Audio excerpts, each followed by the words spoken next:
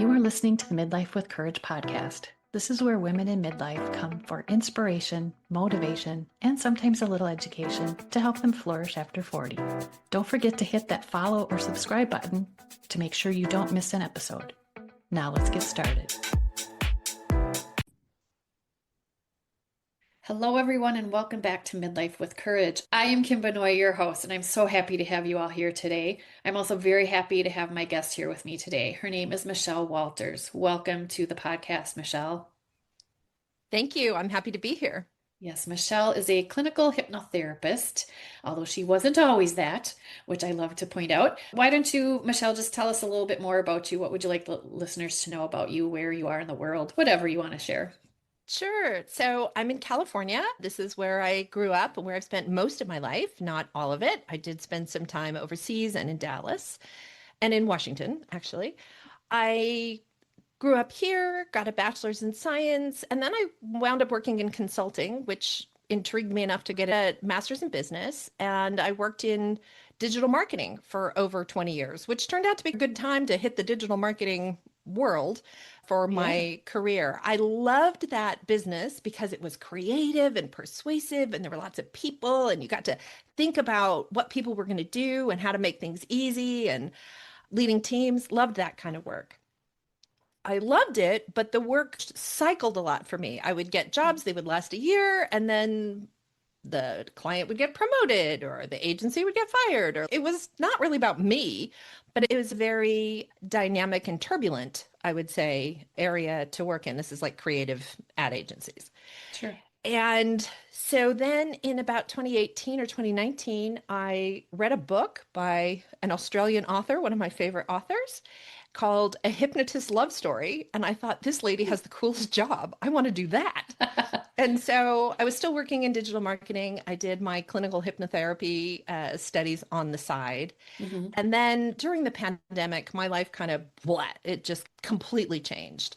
I sold my house. I had planned to marry and move in with my boyfriend, but he got sick and then he got really sick and he passed away. Oh. My kid graduated high school and I'd lost the job that I had in digital marketing. I was like, if there was ever a sign from the universe that this is the time to just like do something Hello. completely different, this is the time. And so I hung up a shingle and started doing my work in clinical hypnotherapy. And here we are about 3.5 years later. Since then, I have written 2 books. One called An Alignment of Spirit, Finding Work You Love. It's a law of attraction manifesting book. Mm-hmm. Another book I published earlier this year. It's called The ABCs of Conscious Leadership. It's all about traits of conscious leaders. Very Mm-hmm. light, easy, but fun book to read if you're interested in the leadership category. Mm-hmm. And then this year, I launched an app because I realized that there was a great need for people to have hypnosis tracks, self-hypnosis tracks. People listen to them all the time. You can get them on YouTube or from an app or whatever, but the solutions out there aren't custom. They're not made for an individual. Mm-hmm. And between my digital experience and my hypnosis experience and the new way you build an app in 2025, which is very different, I was able to create an app, and we might talk about that more later. It might be able to help some of your users. Yeah. It's called Make My Hypno. So that's kind of me, That is you. who I am and how I got here. That's In a in a quick lot. nutshell, skipping a lot of the bits. Yeah. Well, I like to go into those bits sometimes, so Of bear with course. me here. Can you tell us, all those things sound like you need huge amounts of courage, but is there one time that sticks out to you where you really felt courageous? Absolutely. A few times, but the one that I think maybe is a good one to share with your listeners. My husband, Bruce, was diagnosed with cystic fibrosis when he was a little kid. Mm-hmm. And he and I were in love, and he proposed to marry me. And I insisted that he get a lung transplant, which he needed to stay alive, because I was like, I don't want to marry somebody who's dying. And so he signed up to get the transplant. He got the transplant, and life was much better for him. He could breathe and felt healthier, but he couldn't find a job. So we moved to Dallas, which was where we had met. We'd met at work in Dallas. We were living in California. We moved back to Dallas. And amazingly, he got a job. Mm-hmm. And he'd been in tech, and then he'd been out of work because of disability. But he got a job when we moved back to Dallas. So we were back living in Dallas. We had custody of my 18-year-old stepson. My son was 3. I was working and Bruce was working when Bruce got a severe lung infection and then had a debilitating stroke. Mm, And so here I was living in Dallas with a toddler, mm. a teenager who got stressed out about the whole thing and started having addiction and drug problems, Oh a my. husband in the hospital. Bruce was in the hospital for, well, I think he was in the regular hospital for about 2 or 3 months, and then he was in a rehab center for about 6 months and trying to work full time and raise a kid. And my family wasn't Hmm. there. Wow. So it was a crazy life Mm, trying to take care of my son, take care of my husband, manage his medical needs, keep my head up at work. I wasn't trying to ace work. I was just trying to do survive. okay, survive. It was a time that took a massive amount of energy and courage and maybe a little craziness Hmm. to keep that ball in play while all of this was going on. Yeah. About a year after Bruce had had his stroke, I cracked. Mm. It And took a year. yeah, it did. I mean, which says, Mm. I think, something about me and my Yeah. fortitude and a little bit of resilience and resourcefulness to get through that year. Hmm. But about a year later, Bruce had been moved home. He was living with me and my son, and he was in a wheelchair. He couldn't toilet himself. He couldn't cook for himself. He couldn't talk. Mm. I went to my physician, and she was also one of Bruce's physicians. He had lots. And she's like, yeah, I've been waiting for this to happen. We need to remix this. This is not going to work. Hmm. And with the help of Bruce's family, I am blessed that his family was able to step up and help. We went through a number of reshuffling, rejiggering, that kind of a thing. And Hmm. I wound up relocating back to California and got Bruce relocated back to California. He started living in a care facility, Mm. and I got a new job in California, which was really my old job. And we moved back into the house, which was really my old house. Oh wow. And I had my old client back. It was a very surreal kind of a like, wow, I've left, all these things have happened, and now I'm back here again, Here except you my go. husband was in the care facility. Yeah. There's There. times we can talk about other ones too, but Yeah. that was a pretty major one. Oh my God, that's huge. That is huge. And I was thinking with the 3-year-old and the 17-year-old, one or the other is a lot. And to have both at the same time, plus everything else going on. Oh my goodness. Yes. Definitely needed some courage in that situation. Courage and a little bit of craziness, Craziness. honestly. A little Yeah. bit of craziness and so much energy and focus on how do I get through today to get through tomorrow, right? Yeah. And how did you get through it? What helped you? I would say my work helped me. Hmm. Just having a place to go and think about other problems Hmm. for a few hours a day was so helpful. Hmm. We did have some family friends who were there for me, who were able to be supportive and help me come up with caregivers and that kind of a thing. My family back in California did what they could. There wasn't a whole lot they could do, but they did do what they could. Hmm. I realized I needed to essentially let go of my stepson. He was having his own set of problems, and I could not be helpful. I could not Hmm. be helpful. I did not have the resources for that. Hmm. And he was making our home life worse. And he turned 18 in the midst of all of this. And I was like, I can't help you right now. Hmm. Which I think he got at some level. Yeah. I had a therapist who was actually a hypnotherapist, but I didn't think of the work we were doing as hypnotherapy. I really thought of it Yeah. more as therapy. She lived in Dallas and she was so lovely to me. I would come over to her house. We would park Bruce in his wheelchair on one end of the room. She would work with me, and her husband would watch little train videos with my 3-year-old, and he would babysit the 3-year-old while I was getting her help. Oh, nice. Um, so when things crash, I think it's important to ask for help. It's Hmm. important to ask for help. And it's important to think about how to be resourceful. You Mhm. know, at one point I hired a nighttime babysitter near the hospital so she could watch my son for an hour or two and I could visit with my husband. So he would get a Mhm. little bit of visit time, you know? I think we do what we have to do, and if we're doing too much, we get little signs that we need to get some help or whatever. Good for you. Absolutely. So, where does this fit in with deciding to do your part-time gig, so to speak, as your full-time passion? We'll be back after a quick break. Hey, ladies, I am getting some great feedback on my very first Courage and Confidence Circle. How cozy it is, how supportive it is, how women are gaining some valuable tools to help them grow their confidence. I am so excited about it that I'm going to start a new Courage and Confidence Circle starting in March. If you would like to get in on this program, go to the link in the show notes for the Courage and Confidence Circle waitlist and let me know that you are ready to start building your confidence and finding that midlife courage.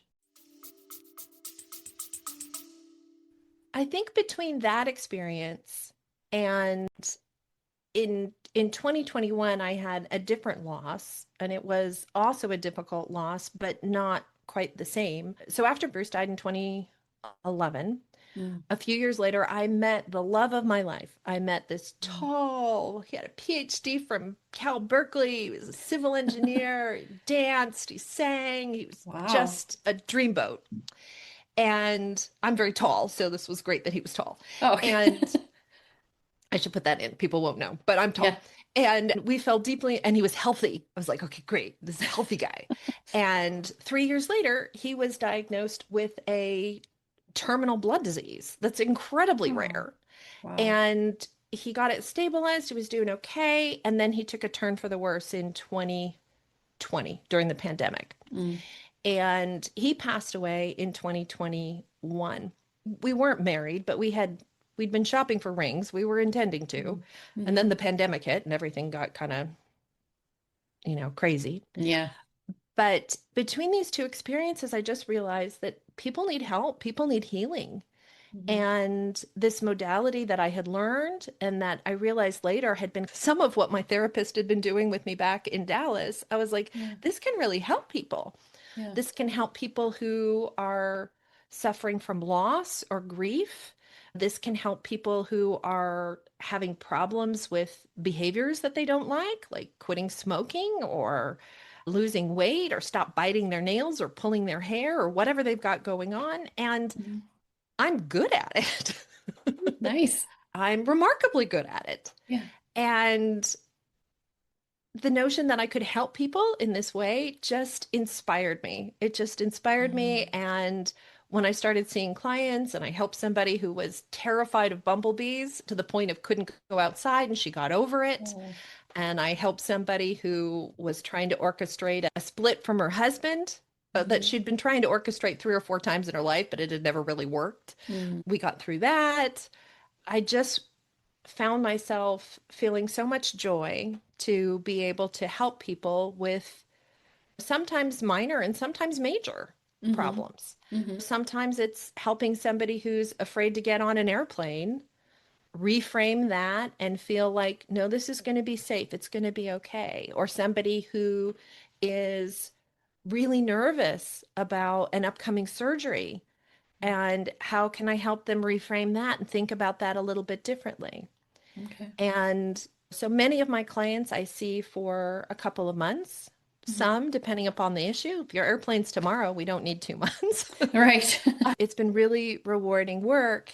One of the things that I do with many of my clients, and it's common for hypnotherapists to do, is I like to make my clients recordings Mhm. so that they can listen to my voice, helping them release the thoughts that no longer serve and bring in the new thoughts and new patterns that they are wanting to bring in. Mhm. And so I make lots of these recordings.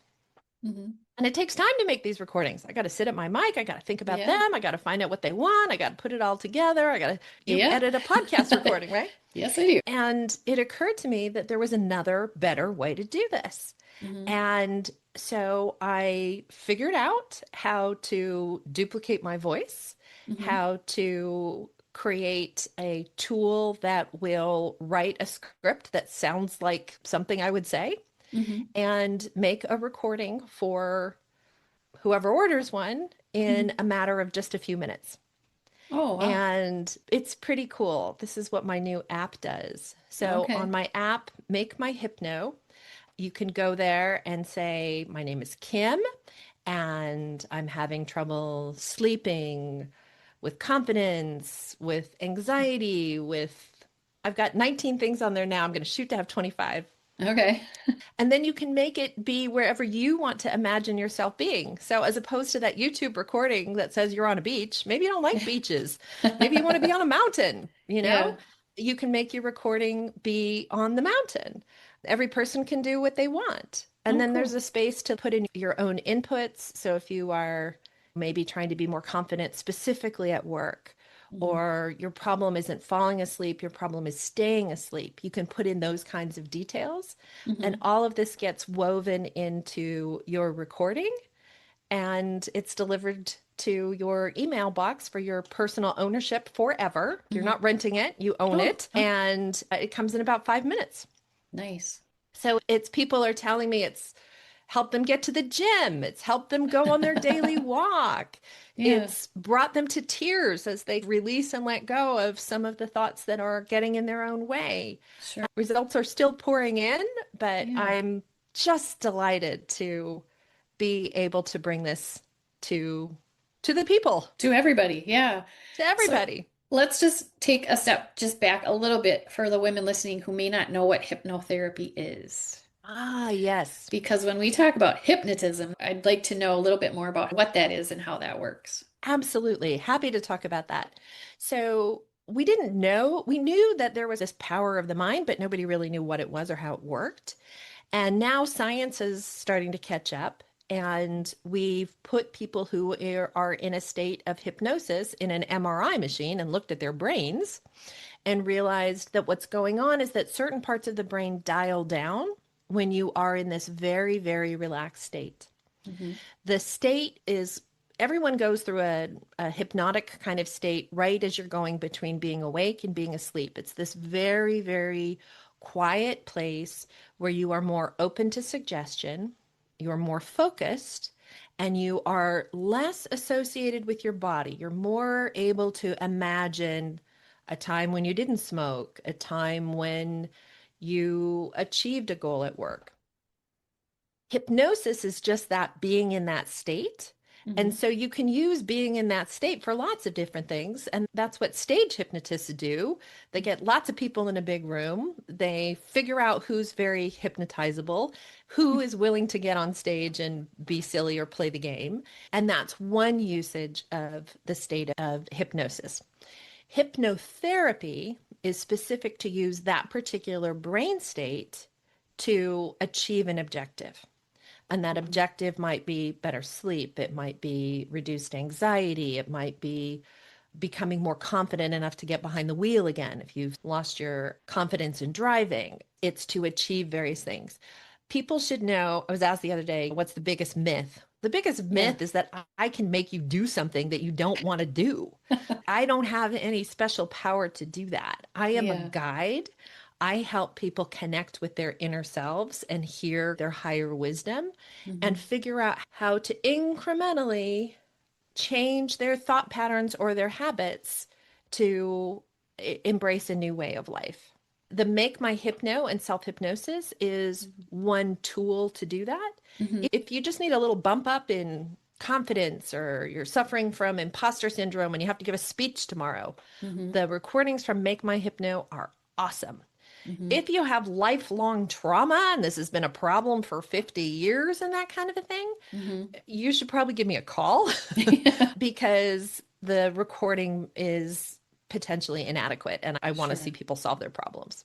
Yeah. So you're saying it depends on the size of the problem. The issue is you have not just the app, but other tools to help get people into that Absolutely. Yeah, yeah, state. yeah. Yeah. Yeah. For people who've had a problem for 50 years, Yeah. maybe the recording won't work. Yeah, probably not. Yeah. But it's a tool. I love having It's tools. absolutely a tool. Yeah, Absolutely. yeah. I think in health, in so many areas, there's not usually one thing that's going to quote unquote fix it. We need to find all the tools that we can use together. So it sounds like, and I'm a huge proponent of, we know what we need to do inside our brain or our bodies if we're having some challenge or something. It sounds like you help people realize that too and find that and then change the pattern or whatever it happens to be. Yeah, that's what we do.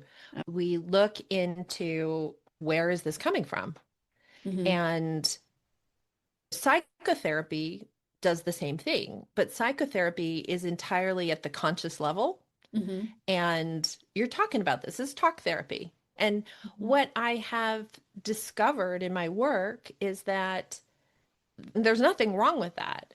Mm-hmm. But sometimes people have thought patterns or associations that they don't realize they have Yeah. that are not going to come up if you're just talking about the things that you remember in your fully awake state. Sure. So for the client who I helped get over bumblebees, Mm-hmm. she had been afraid of bumblebees her whole life. She had no idea why. She'd never been stung. And in a state of trance and regression, she recalled a new memory, a story, an imagination. I don't know. Yeah. But what she saw was herself as a little girl sitting on a bench in a flower garden. And there were bumblebees and lavender and roses. And then she realized that she was sitting there with her mother. Okay. And her mother in this vision told her that her big sister, who was 10 years older and her love of her life, her hero, Mm-hmm. was in the hospital. They were in a hospital garden, and her big sister was in the hospital having a kidney operation, and there was a chance she wasn't going to make it. There was a chance her big sister would die. And so this little girl crisscrossed this idea of fear about her big sister with the bumblebees. And at a subconscious level, there was this association. And once she had this association, once she could say, I'm afraid of bumblebees because they were in the garden when I thought my sister was going to die, she was able to go, oh, I now have an explanation. Yeah. My big sister didn't die. She lived another 10 or 15 years. I Mm-hmm. was just a little girl. This is a misconnect. This was not real. And I can let that go. And as a result, her life changed. She no longer runs into the building. She can walk into the building. She used to run from her car into my Oh my gosh. door. Wow. Just because She can sit on her patio. She can go to the boyfriend's picnic. she could go Her outside. She can go outside. And she's very funny. She's like, I'm not going to be a hiker. I am not a nature fan. I'm like, oh, that's Yeah. fine. You don't have to be a nature fan. Yeah. But to be able to go outside is a change of life, you know? Yeah. Yeah. And it feels so good to me that I'm helping people be able to do things they could never do before. Yeah. You've said that more than once that I love that I can help people. And I'm working with a business coach, and it keeps coming up that I'm very good at my podcast. And I'm a little bit uncomfortable saying that I'm good at something. But I love that you're saying that. Do you find that with other women too, our age? Oh, yeah. Oh, yeah, yeah, yeah, yeah. Yeah. We live in this weird world, right? Where as Americans, you apply for a job, you've got to be able to say, like, I am the best candidate because I can do X, Y, Z, right? Yeah. But also, I think more so for women, more so for women, I was raised with a certain amount of be humble, don't assume. And it's a balance, right? We have to find the balance. Yeah.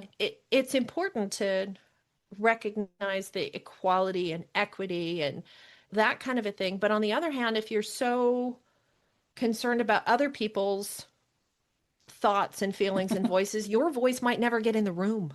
And if your voice isn't in the room, then the room is missing you. And so I think it's very important. And there are a lot of women who struggle to be confident about getting their voice in the room. Yeah. Getting your voice in the room does not mean you are trying to take over or say you're better or whatever. It means you are standing up for who you are and what you're good at. It took me a while to be able to say I was good at hypnotizing people. And then I realized I am good at hypnotizing people. You are. And so I should own that, Yeah. you know? Yeah, for So sure. I think your business coach is on the right track, encouraging you to Yeah. to own your strengths, right? Yeah, for sure. So, talking about women in midlife, which is who are listening, is there any certain topics or problems that you especially can help them with?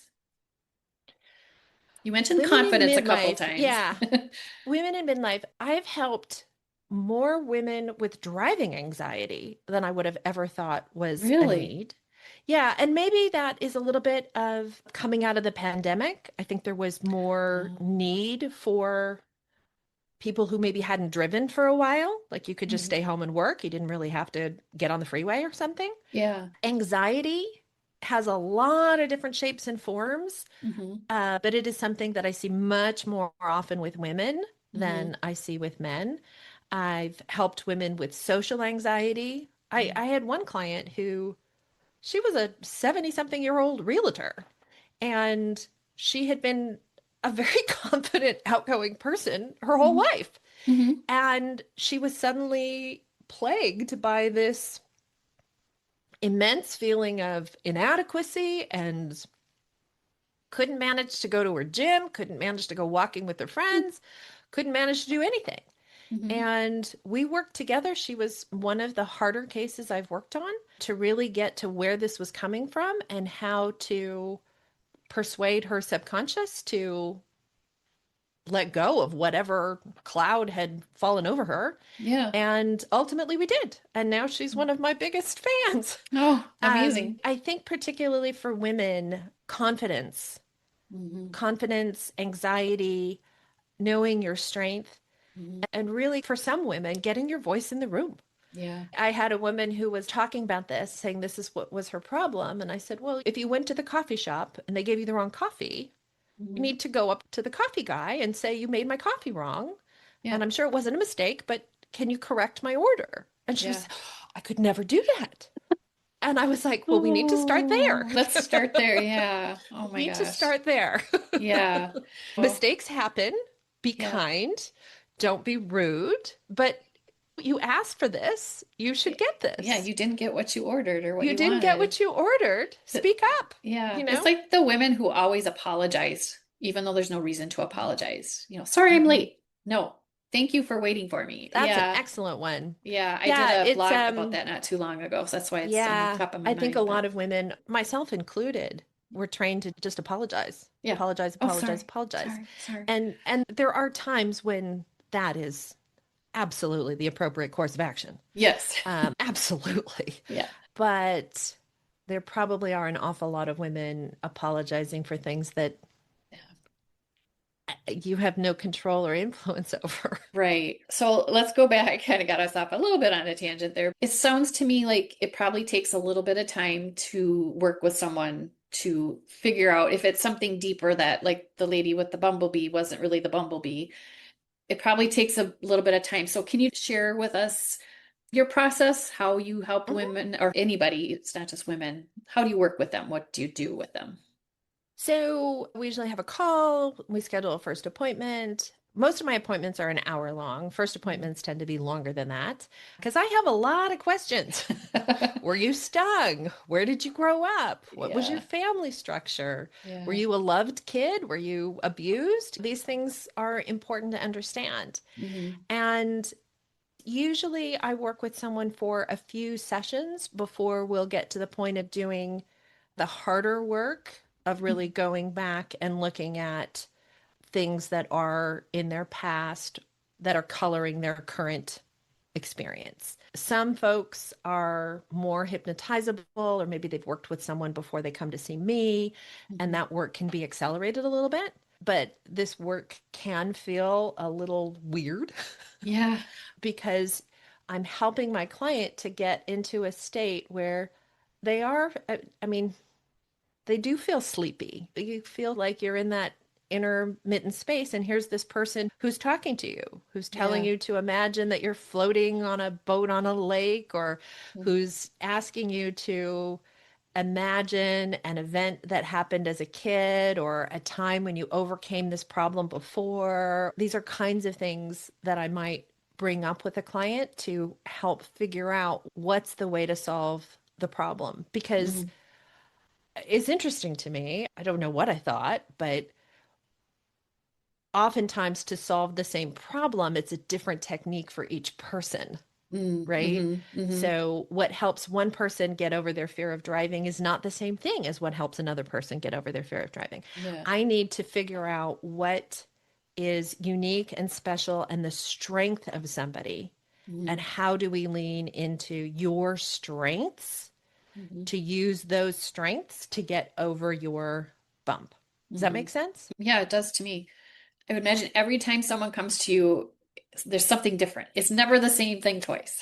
It is not ever, no, it has I would not. love that. I mean, maybe that'll happen someday, but Yeah, it doesn't yeah, seem to be happening. yeah. Oh my gosh. So do you work with people over Zoom then? Okay, I okay, do have okay, an office. I see people in the Bay Area. People drive all over the Bay Area to come see me, okay, but I also see people on Zoom all the time. And what I've okay. found is that my results are pretty similar, which is crazy to Interesting. me, but they're very similar, whether I see Mm-hmm, someone in person or I see them on Zoom. mm-hmm. What's important is that we have a good connection. Okay. I understand them, they understand me. Do you ever have someone where you're like, I don't think this is going to be a good connection? So Mhm. yeah, I have got a to. very random call from someone from Oregon who told me about some behaviors that got him in jail, and he really wanted to get over these behaviors and this kind of a Oh, thing. And I was like, good on you, fellow. I am not the one to you're help not, you. Ah, not quite the resource that he needs. Not the person you need. Oh So my gosh. Oh wow. Okay. I'm pretty open-minded. I've helped Yeah. people with all kinds of things. I Yeah. helped a gentleman who had erectile dysfunction. I helped a woman Mm-hmm. who had morning sickness. Mm-hmm. Um, Wow. if you think that the issue could be at least partly in your head, Mm-hmm. there's a very good chance this will work. 90% or so of people are hypnotizable. There is a Mm-hmm. small fraction of people who are not, or who are so resistant to this work that it won't be Mm-hmm. effective. Mm-hmm. But most people who can imagine things and who are just looking for someone to help them get in at a deeper level using a different technique, this Mm-hmm. can be really effective for behavior modification, release of phobia, getting Yeah. over a relationship, Mm-hmm. adjusting at work, all kinds of things. Yeah. Wow. I was gonna say too, for someone to come to you, how vulnerable Vulnerable. they must be to just, I need help and here, help me. I think that's Yeah. amazing that you offer Yeah. that. And I don't know, it's very trusting sort of work Mm-hmm. when I have people come to me. I recently got a client who has something called trichotillomania. Trichotillomania means pulling hair. And in her case, Oh. she pulls out her eyelashes, Oh, wow. and she'd fall into your midlife category. She's on the younger end, Mm-hmm. but she has been pulling out her eyelashes since she was a child. Mm. And so she wears false eyelashes. Mm-hmm. And she's told me she doesn't talk about this with her husband. Wow. So, do I feel privileged to have her trust as we work on this issue? Absolutely. Mm-hmm. Absolutely. It is a point of vulnerability, and in some cases, a point of shame. But, if something is really getting in the way, if it's an omnipresent thought, if it's a behavior you really want to shake, Mm-hmm. you should do something for yourself and explore alternatives to solve that problem.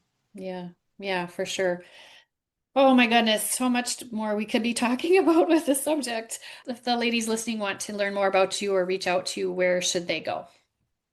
They can go to my website. My website is www.michellewalters.net, MICHELLEWALTERS.net. And my new app is called Make My Hypno, MAKEMYHYPNO.com. And I have a special coupon I can offer you to put in the show notes for your listeners for them to get a discount on their purchase. Sure. Thank you very much. Michelle, before we say goodbye, is there any one last little message you want to leave with our listeners today? One of the things I heard recently that I really loved was hope is a behavior. And I think that's a very nice thought for particularly midlife women who might be having a hard day. Hope is a behavior. What can you do to make things better? Do to make things better. I think that's valuable. I've been through the ringer a couple of times. Hope is Sure have. essential. Yes, definitely. Thank you so much for sharing your Thank you. story and for doing the work you're doing. It's very fascinating to me. So thank you. Thank you, Kim. Have a great day. Thanks, you too. Bye-bye. Thank you for listening to Midlife with Courage. If you liked what you heard, I would love it if you would leave a review. Or even better, send a link of this episode to a friend. Until next time, take care of your beautiful self.